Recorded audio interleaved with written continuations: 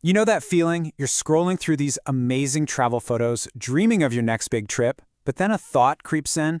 Is there anywhere left on Earth that isn't just completely packed?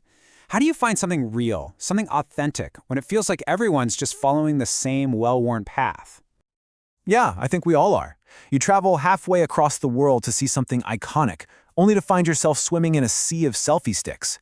It's that feeling of over-tourism, and it can really leave you wondering if you missed the whole point of the trip. That genuine connection with a place. And this really gets to the heart of the problem, right? On one side, you have mass tourism. Think crowded landmarks, crazy high prices, and a serious strain on the local environment. But on the other side, well, that's where the magic is. You've got the promise of these undiscovered gems, places that offer real, authentic experiences, where your money actually supports the local community, and where you can make some truly meaningful connections. So where are these places? Let's kick things off by looking at some amazing alternatives that are starting to get noticed for all the right reasons. These are spots that give you a totally different kind of travel experience, just a little off that beaten path. First up, Panama. So often, it's just living in the shadow of its super popular neighbor, Costa Rica. But Panama is this incredible mix of sleek, modern city life and just raw, untamed nature. I mean, they call it the Miami of Central America for a reason. What makes it so cool is the sheer variety. You have this glitzy capital city, but then, a super short drive away, you can be on the Pacific coast or the Caribbean coast, your choice. Plus, it's way more affordable than Costa Rica. And thanks to the Panama Canal, the infrastructure is fantastic, which makes getting around a total breeze. All right, let's hop over to Europe. If you're dreaming of those crystal-clear Adriatic waters, but the thought of the crowds in Italy or Croatia gives you a headache, you have got to check out Montenegro. It's a tiny country that packs a huge punch. You get all the good stuff, that same stunning blue water, those gorgeous historic towns like the Bay of Quarter, but you get it without the insane tourist numbers. The whole country only has a population of about 640,000 people. It's just a much more chilled-out, intimate version of that classic European beach vacation.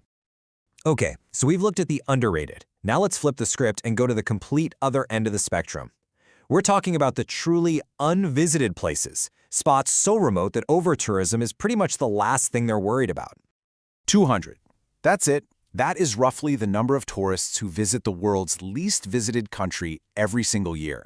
That country is Nauru, a tiny little island nation out in the Pacific. So you gotta ask, why is that number so low? Well, just getting there is an adventure in itself. There are some major hurdles. For starters, only one airline flies there. You need a visa, but there are only 3 consulates in the entire world where you can get one. Oh, and there are just 2 hotels on the whole island. And the flights? Absolutely eye-wateringly expensive. It's almost like it's isolated on purpose. And here's another really powerful example. Tuvalu. It gets about 1,200 visitors a year. But beyond being remote, it's facing this truly existential threat.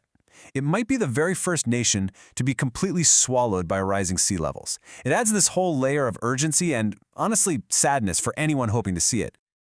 So we've seen these two complete opposites, right? You have destinations that are buckling under the weight of too many people, and others that are just struggling to get anyone to visit at all. And that brings us to the real challenge here. How do you find that healthy, sustainable middle ground? This table really lays it all out. You've got a country like Croatia dealing with over 20 million visitors and all the problems of over-tourism. Then there's Montenegro, our underrated gem, which is in that sweet spot of trying to manage its growth in a smart way. And then you have Nauru, with a challenge that's the complete opposite, just trying to get on people's radar. Each one is facing a totally unique problem on this tourism spectrum. And that, right there, is the million-dollar question.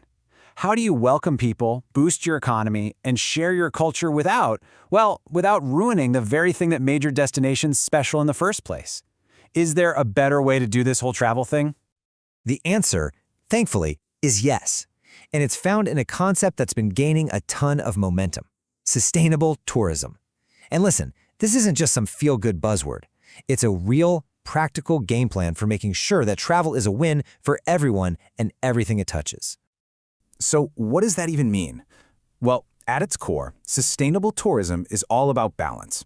It's about developing in a way that serves the needs we have today for both us tourists and the local communities, but doing it without messing things up for future generations. A really great way to break this down is to look at the three key pillars that hold the whole idea up. And these aren't just abstract concepts. They're the actual building blocks for a smarter, more responsible, and frankly, a much more rewarding way to see the world. Pillar number 1 is environmental sustainability. And this is so much more than just not dropping your trash on the ground.